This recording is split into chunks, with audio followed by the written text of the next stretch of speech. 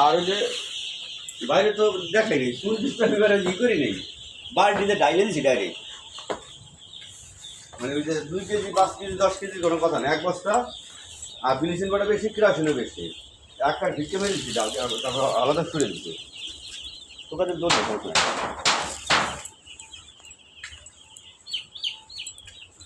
ওর থেকে দেখবেন যে কি আছে।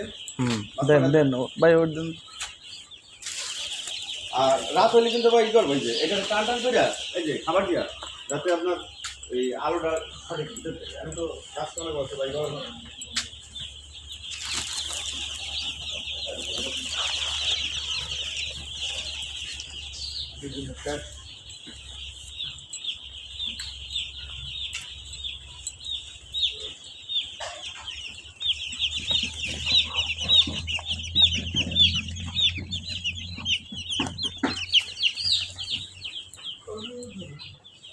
এই ভাষা বলতে হবে, এটা